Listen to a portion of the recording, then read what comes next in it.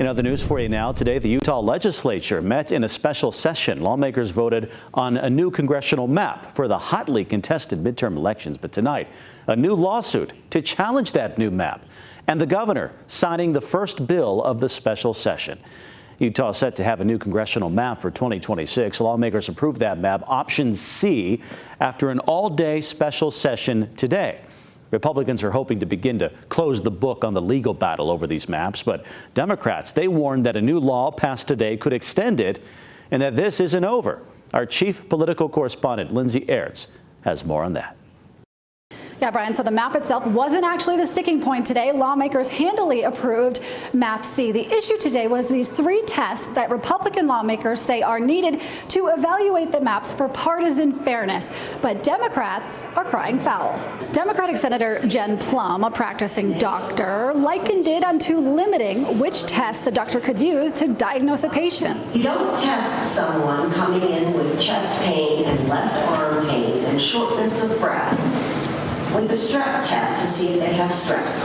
You want to use a different set of tests to see if they have a heart attack. We want a test to come up with the right answer, not a test, just a test. But Republicans don't like that idea. They believe codifying which tests are acceptable will head off legal challenges down the line. The new argument seems to be that Prop 4 was written with vague and general terms on purpose. We want them to be written so vaguely and broadly that whatever comes up, we can always sue about it, and then we can just make the argument before a judge and define what those standards are after the fact. What a horrible way to write laws. Time will tell who got the better side of the law today, but Democrats at least believe the battle is far from over. Is this just another trip back to court then? Absolutely. I mean, I think that's where we are. And even if it comes to that, Republicans are confident that the legislature and therefore their supermajority will get the final say on the map. It would be a malfeasance in office. A malfeasance in office for a court to attempt to accept a map that has not been approved by the legislature, or for a lieutenant governor to certify and use a map that has not been approved by the legislature. Well, Utah judge still needs to sign off on the map that lawmakers approved today and any other maps that come from the plaintiffs in Utah's redistricting case. But all of this, you guys, so important for the midterm elections and the makeup of Congress and the second half of President Trump's second term. Reporting at the state capitol, Lindsay Aerts, ABC 4 News. A big deal indeed, Lindsay, but that district judge you mentioned will not make a decision on this map without hearing several challenges first.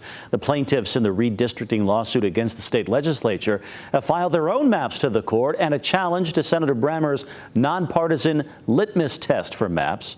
We continue our coverage now with Jordan Tracy, live from the state capitol tonight. Not only, Jordan, are you seeing the super moon, but you're laying out what happens next in this story.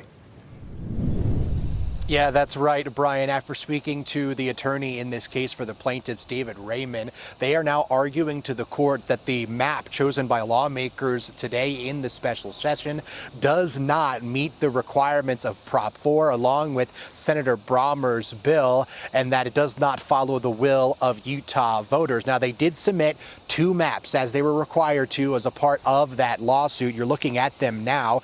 These maps were generated by computer simulations of 10,000 maps. The first, they say, improves on what they saw from the original 2021 map made by the Independent Commission with Prop 4 in mind, again breaking up less municipalities than the legislature's map.